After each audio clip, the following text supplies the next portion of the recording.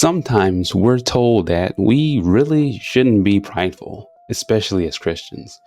But today's character is all about his pride, and he's going to show us that there is such a thing as, well, some good pride. Hey, what's going on, guys? My name's Nate, the Liberated Otaku, and in this video, I'll be analyzing Prince Vegeta from Dragon Ball Z using the hero system, where I go over a character's heart, esteem, relationships, and opportunities to see which of these aspects can best help you be the hero in your own life. And don't forget to check out in the description below where you can find a free downloadable guide which goes into more detail about the hero system.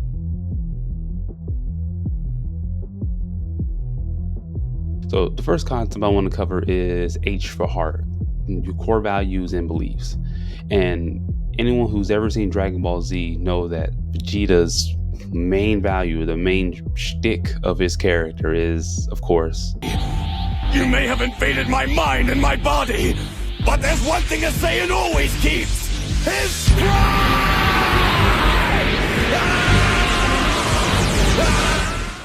And it's not just the pride in of itself specifically. It's, he's very prideful about his race, because again, Saiyans are a warrior race, and they take pride in their strengths, their battle prowess, and things like that. They're are very much, I guess, in love with themselves in a certain type of way, but they think they're just the best thing since sliced bread, put it that way.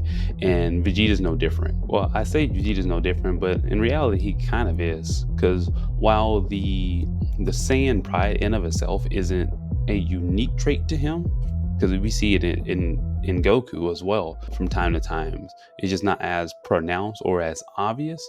Because when it comes to Vegeta, his pride is, well, his defining factor. It's what he's known for in the community, right? And I think his sense of pride is just stronger and more deeply rooted because he is royalty. He is, well, Prince Vegeta. He's the prince of all Saiyans, all, 5 of them? Oh, however many is actually left in the world or in the universe. And this is what really drives Vegeta to, well, more or less push himself, because he feels that deep sense of, okay, I am the quote unquote prince of this dying race, and I was born royalty. I was born stronger than pretty much everybody else in the race, so I have to live up to that type of title type thing. And of course, you guys remember he was training, I guess if you want to call it training, Kaba in the tournament against Universe 6. He was more or less teaching him about what it means to have pride as being a Saiyan. And I just find it interesting, especially seeing Vegeta's growth throughout the series, that pride is something that we've always been taught to be, evil, right? I mean, it's one of the 7 deadly sins. But like with most things, I've come to realize that it all boils down to how we use these things, or I guess a better way to put it is how we misuse certain things. And I think Vegeta is the perfect example showing how pride can be just as bad and as evil as we say it can be. But on the flip side, it can actually be a driving force to help us get to that next level. Now, speaking of next level, that's pretty much what Vegeta's ambitions are, right? He's like Goku, like any pure-blooded Saiyan, they want to get stronger. And in Vegeta's case, he's striving to be the strongest warrior, right? And the main one stopping him from doing that is Goku, but we'll talk about more of that later on when we get to the R. But here is we see that Vegeta's pride is his driving force, but it is also a double-edged sword, because this can easily lead into his arrogance and is causing him to actually look down on others. And it's just funny thinking back to the OG Dragon Ball Z, right? When he first came to Earth, it was like, what is this low-class Saiyan warrior going to do to us? And then, of course, we get the iconic scene, Vegeta, what did you say his power level is? It's over 9,000! 9,000?! There's no way that can be right! So in that, he's just in disbelief that this low-class warrior would dare challenge him, a prince, a royal of the Saiyan race. And not only that, he actually lost to this low-class warrior. Okay, technically he didn't really lose to Goku, because honestly, I was thinking about it when I was writing the script. It's like, technically Goku never beat Vegeta. If you go back and look at all of their fights, Goku was never the one to actually beat him, because they jumped on when he came to Earth, understandably, but it wasn't for Yajirobe and them cutting his tail off and everything leading up to his eventual defeat. If you remember, Goku was over there lying on the ground, like, because his body was broken. And then when they fought again in the Buu saga, it kind of came to a stalemate, more or less, because Buu woke up and he had to go deal with that. So really, Goku never really beat Vegeta, which is really hard to believe. But anyway, I digress. And the cool thing about Vegeta is that his ambitions and values change slightly over time, because when he first came to Earth, he was a conqueror, like what Saiyans were, right? They were all world conquerors, and that's what they did. But he went from coming to Earth to try to conquer it and to actually being one of the main defenders of it, the main people who save it constantly. And now he's not just striving just to satisfy himself and to be stronger. I mean, he is, I guess, still a huge portion of it, but that's not the only thing anymore. Now he's getting stronger so he can protect his family and friends. It's hard to believe that Vegeta has friends, but I mean, after that birthday dance he did to appease Lord Beerus, I mean, yeah, I think we've all seen a side of Vegeta we never thought we'd see before. But even in saying all of that, his pride is still important to him. It's just not all consuming like it once was.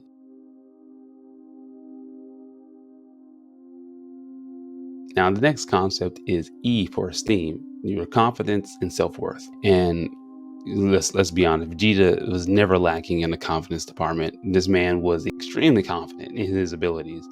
Oftentimes it was overconfident. Like, again, back to this whole pride thing. It's good to be prideful about your ability to hard work that you've put in, but it's another thing to be overconfident and just think that you're just whatever, right? And again, this bites him in the butt more times than not, because due to his extreme confidence and overwhelming sense of pride, he never backs down from a challenge.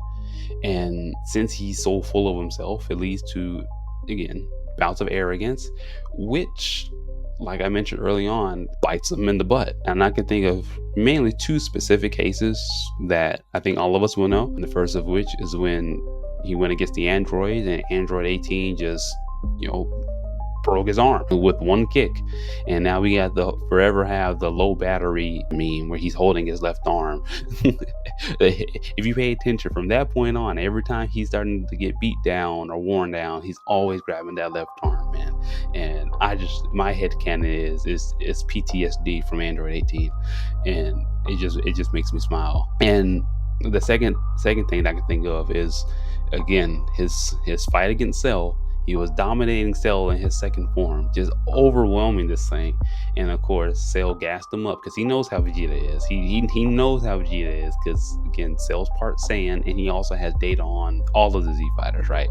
So he was like, I bet if I gas him up, this man is gonna make the dumbest mistake of his career and let me get my perfect form. Not only does Vegeta let Cell get his perfect form, he actually gets in the way of Trunks and everyone else trying to stop Cell, just so he can turn around and get beat down himself. Like, it's like, come on, man, what are we doing? He was still mad about that haircut that Toriyama gave him, so he's just making bad decisions for everybody. But that's pretty much Vegeta, right? That's what we know is the arrogance of him. But one thing that I think not a lot of people really realize or even try to think about when it comes to Vegeta is I honestly believe that he developed a little bit of an inferiority complex to Goku, because again, ever since their first battle, seeing that a low-class warrior could rival and not just rival, eclipse him in strength, hurt his pride and his ego. Like, he was devastated, and understandably so. If you think you're better than somebody at, let's say, like a video game or something like that,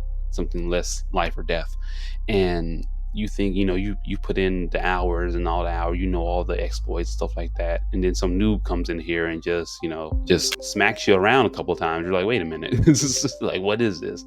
Sure, the first time maybe beginner's luck, but when it happens 20 times in a row, I'm starting to think it's you. And that's what was happening with Vegeta. And again, he's always comparing himself from that point on to Goku, and he just never seemed to be able to bridge that gap.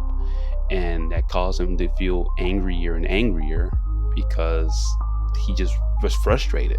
He was like, I am the prince. I'm the prince of all Saiyans. So how can this low-class warrior, this nobody in his mind, not only rival him, but just eclipse him in every sense. And then, I mean, he was never satisfied with his own progress, and he even went so far as to let Babidi, not really possess him, but whatever happened with that. The reason I say not really possessed, because Vegeta's pride and ego is so strong, Babidi couldn't control him, but he still got the power boost. I'm not sure how that works, but hey, we got Majin Vegeta, which in my opinion is arguably one of the coolest forms that he has. Now, I feel bad for him. You can see the heartbreak in this man's eyes when he realized Goku was holding back in their fight. He was like, are you serious? I went through all this training. I let some evil space wizard play with my mind to give me a power boost, and you were still holding back on me. And that just crushed him, right? When we fought, you had the ability to reach a whole new level of power, but instead you hid it from me completely and let me believe we were equals. I saw it all from Otherworld, Kakarot. You let me win so you could keep the secret of Super Saiyan 3 all to yourself.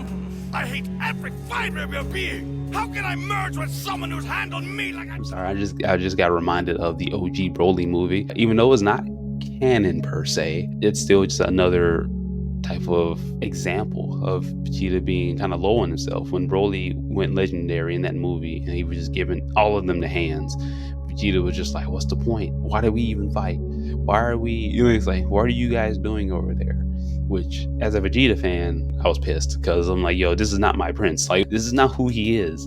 He never is on his knees crying and begging like this, to the point where his clone Piccolo, because same voice actor, he was like, bro, what are you doing? I'm about to drag you over there to this butt whooping we're all taking, which is funny. But anyway, sorry for the sidebar. I just thinking about Vegeta and his facial expressions when he realized someone is stronger than him is honestly part of the reason why I like him, because he wears his heart on his sleeve no matter how much he tries to hide it. And I think it's part of the reason what makes him so relatable for me, is because when you're not confident in your own abilities, going from being overly confident to second guessing yourself, there's a range of emotions there, and I think Vegeta does a good job of showing them all. And it's something that he had to reconcile with himself. And we kind of see that in the Tournament of Power when he finally admits that Goku is stronger than him. So now we see the growth of him going from being overly confident to having a type of inferiority complex to finally admitting that his longtime rival and arguably best friend is stronger than him.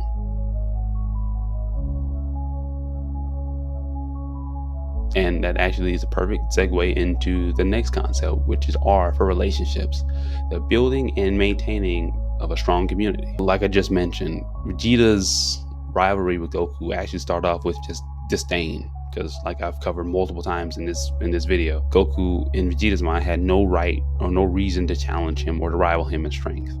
But he did, and Vegeta couldn't do anything about it. So in terms of Goku's strength, now he strove to always be stronger than Goku, always beat him. And like I said, in Tournament Power, he finally admitted that Goku was the stronger warrior at this point in time. Now, initially, when I first watched that episode, I thought that was Vegeta kind of giving up the fight in terms of his rivalry with Goku. But that wasn't what it was. It was him realizing that, yes, he's stronger than me right now, but that I don't have to make this my reason for existing, my reason for life. And granted, he kind of came to that realization before this moment in the Tournament of Power, but I think the first time it was like vocalized by him. And not just with Goku, Vegeta grew to respect others with some sort of strength, right? Some people who put in the work and try to, get stronger. The two notable ones are actually Piccolo and Gohan. In the Tournament of Power and recently in the manga, after the superhero movie, Vegeta realizes that Piccolo and Gohan have maybe even eclipsed him in strength because they cheated. But if we're being honest, Piccolo cheated. Gohan is a cheat code by himself, which is pretty funny because when Gohan was a teenager, first one to unlock Super Saiyan 2, Vegeta was beside himself. He was like, how can this half-breed child reach a level that even I couldn't achieve, that even his father couldn't achieve? And ever since then, he had his eye on Gohan, and that's why he was so mad when, Great Saiyan Man type stuff was happening. He's like, dude, you could have been way stronger if you just kept training.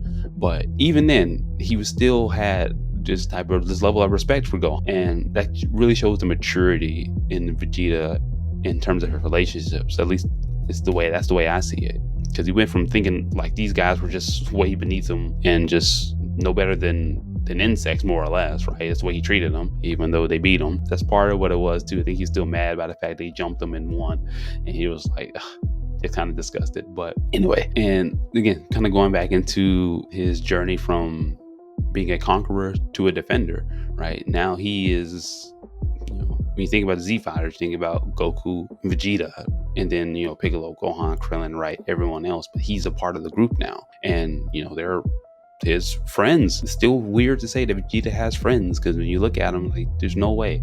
What? That's true. And not only that, he has a family. He has a wife and kids who he loves very, very much, even if he doesn't show it the way that I guess you would expect him to. But this man he's always around, is always willing to step up for his family. And of course, in the Battle of the Gods movie, when Bulma, with the fieriness that she has, went up there to mouth off to Lord Beerus, and this man just gave her the pimp ham of destiny. He just lost it. He lost his mind. How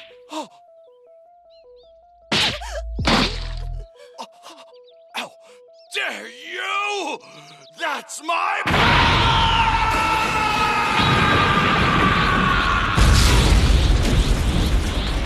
You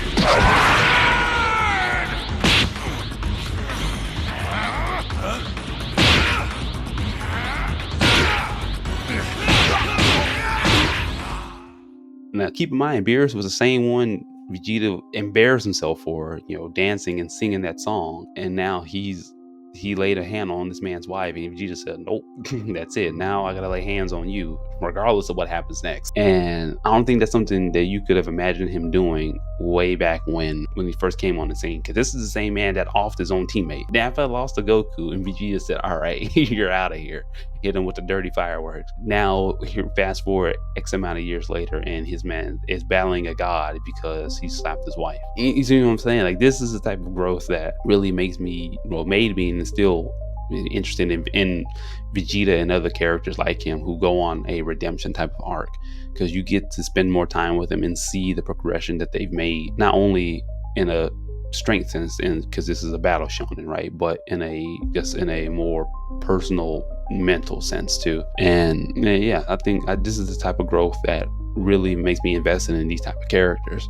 So yeah, if you guys got any other suggestions for characters like Vegeta that you want me to cover, then let me know in the comments down below, because I really enjoy making these type of videos, and hopefully you guys enjoy me making them.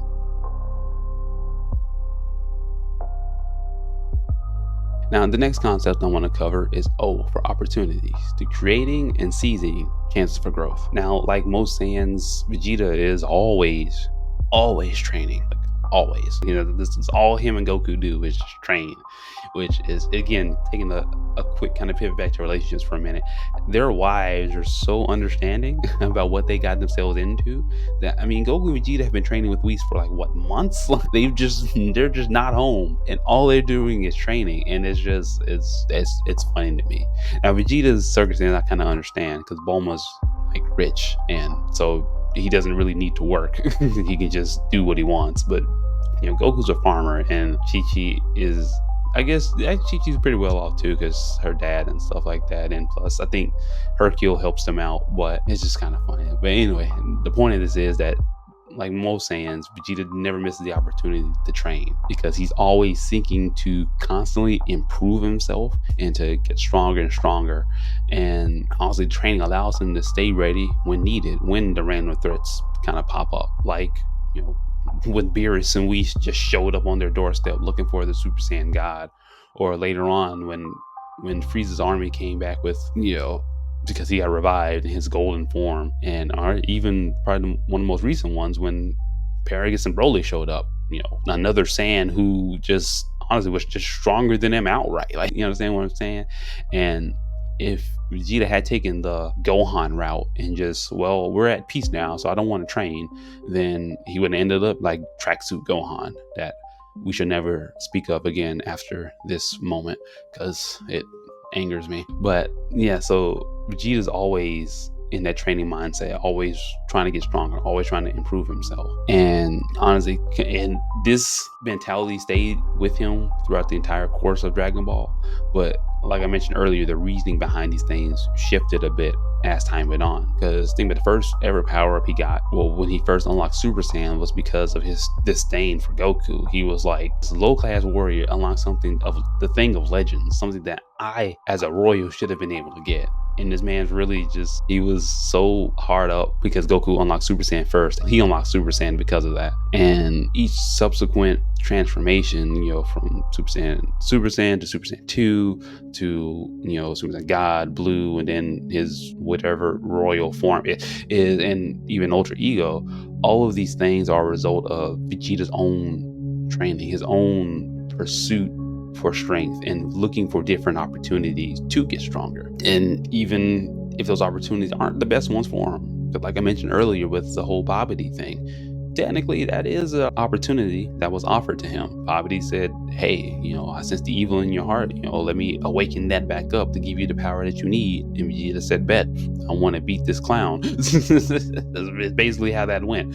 And yeah, that was an opportunity that he took, and honestly he really shouldn't have, but nonetheless, Vegeta's never wanted to back down from any opportunity to get stronger. And honestly, this kind of leads into the whole thing about opportunities, right? It's not just about seizing them when they come to you, it's about being in a position to even receive them in the first place. And this is shown when he unlocks his, I guess, let's just call it Vegeta Blue form in the Tournament of Power, right? He was able to reach that level of power because he had already laid out the foundation. He laid out the groundwork from all the training that he's done and constantly pushing himself. And to now, when the right circumstances align, he was ready. Whether he knew it or not, he was ready. And he unlocked a new power that was unique to him, right? Goku doesn't have that type of form. And Vegeta's like, this is my path of evolution, by basically doubling down into his, surprise, surprise, his pride as a Saiyan, which allowed him to push forward. Because another thing that kind of, I guess, was the catalyst for this power was that before then, Vegeta was trying to, unlock Ultra Instinct like Goku had done during the Tournament of Power, right? He was trying to, again, catch up to him and figure out how he did it. But he did what so many of us do when we're trying to get to the next level and trying to improve. He was trying to do something that he saw somebody else doing that isn't compatible with who he is, right? Because Ultra Instinct requires, calm heart, calm mind type thing to be in that type of Zen flow like state, right? And that's never been Vegeta's case. That's never been his bag, and it probably never will be, right? So when he realized that, he decided to double down into who he is and what he knows, which is his pride as a Saiyan. And that then unlocked the Vegeta Blue. And then later on, when he had the opportunity to train not only with Whis, but with Beerus himself, to unlock the power of destruction and his Ultra Ego form, then Vegeta kind of came into his own, because he stopped trying to take opportunities that weren't fitted for him. And instead, he pursued the ones that were better aligned to who he was. And the results speak for themselves. But yeah, so I mean, that's pretty much the hero analysis for Vegeta. And what I've learned just from watching Vegeta all of these years, and then of course sitting down writing this video, is that one, it's okay to have pride in yourself. Take pride in the things that you've put the work in for. Take pride in the things that you have achieved and that you've put the blood, sweat, and tears into. But the caveat is, we can't allow that to overtake us. You can't allow that to consume your mind and then lead you into the realm of arrogance, right? Because at the end of the day, we can't do anything without God. God allows us to, wake up in the morning and give us the strength and the ability to do the things that we're just so proud of in the first place. So don't forget to give glory back to the one who allowed you to do that. I know, right? A Christian guy talking about God in his Christian YouTube channel and stuff like that. It's crazy, guys. But seriously, and that's what, at the end of the day, that's what it's all about. And another thing is, I learned from Vegeta, is just to never doubt yourself. Trust the work that you've put in all the way up until now. Vegeta really never doubted himself when he goes against anybody else besides Goku, right? And that was just a journey he had to go on and to develop for himself. But anybody else, this man was like, look, you're not gonna beat me. And that's the type of confidence I'm striving to have in myself and everything that I do. And to be honest, it's a struggle at times, but hey, it's a journey. I'm taking it one step at a time. And the last thing I kind of learned from Vegeta was just don't be overconfident, but just to learn from your shortcomings. Learn and be aware and be honest with yourself about the things that you were just not as good at as somebody else, and then learn to improve it, or learn how you can add your own spin to it. That way you can really have that confidence in what you're doing, because hey, I put in the work, I put my own spin on it, my own special flavor, my own special sauce, and this is the result of that. And never in a million years would I thought I've gotten to the place that I'm in today had I not started way back when. So that's the kind of mindset that Vegeta has, that I'm trying to adopt. And honestly, the hope is after watching this video, you guys begin to adopt too. So with all that being said, Vegeta is one of my all-time favorite anime characters, because he was the original villain turned hero